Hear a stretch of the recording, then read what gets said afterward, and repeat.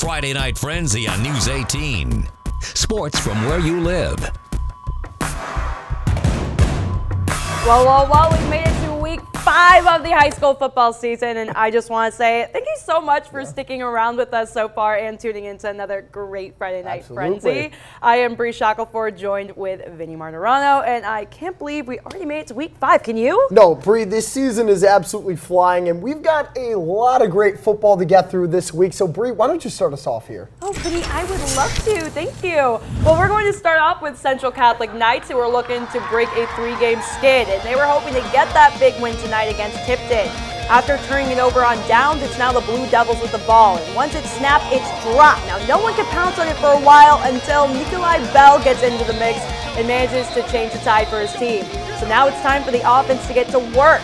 Bobby Metzger airs one out to the left side of the field where Hudson Gootween is waiting to take it to the house, and that's quite the celebration if I do say so myself, Finn. CC really feeling that positive momentum now, and it would carry into this play as well. Gootween, our two-way guy with the big hit here, stuns the RB, gives his teammates time to punch the ball out of his hands, and yes, Finn, it's Bell once again recovering the fumble. Dude straight went to work tonight.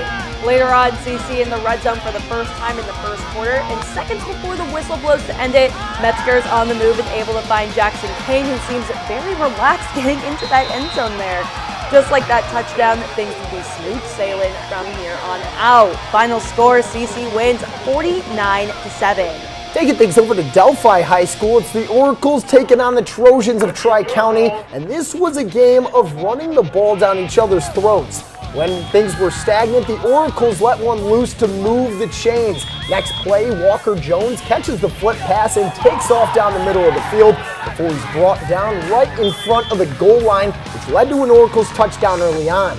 Gatlin Hinkle and the Trojans kept going to the run game, but it was no match for the Delphi defense. Oracles win 42-7. You love to see them win that. All right, Logansport Berries hosted the McCutcheon Mavericks tonight, and due to the stout defenses from both teams early in the game, it started off as an offensive struggle.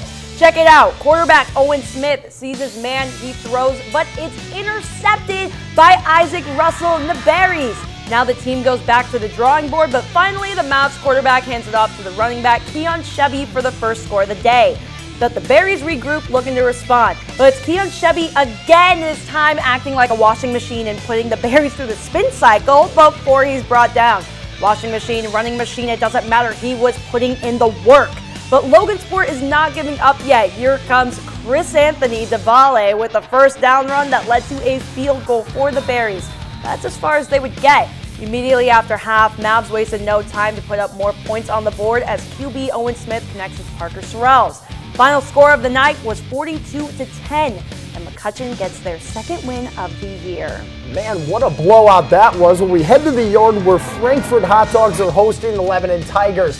The Tigers got the scoring early on after a Hot Dogs 3-and-out on their opening drive. Junior receiver Caden Lark would set the tone for the rest of the night as he makes this punt return for a TD look a little too easy. The scoring frenzy would not stop there as later in the quarter, junior Brendan Shockley takes the handoff and delivers this grown man run to the house for another Tigers touchdown. But that play gets called back, so the Tigers would have to replay the down, and as the old saying goes, if it ain't broke, don't fix it. On the very next play, Shockley flies through the defense for the score. Lebanon would continue this offensive onslaught as the Hot Dogs, they grill the Hot Dogs 42-6. And I just love the fact that at the very end of that, the kid was being thrown up. I guess their arms had to get tired at the end of that play because, I mean, if you're scoring that much and you're getting thrown up in the air that much, you gotta be a little bit, fatigued. Absolutely, and they were saying they were lifting him up for every score that they had. So at that point, it was like 28-0, and they lifted him up 28 times. Yeah, no, couldn't be me. But unlike him who's getting lifted up, we are going to be done with our first half of our Friday Night Frenzy show, but at least we have some more games to look forward to. Absolutely. Coming up, you'll hear how Lafayette Jeff, West Lafayette, Frontier, and Tri-County were able to do tonight. That's all next, and our Friday Night Frenzy continues.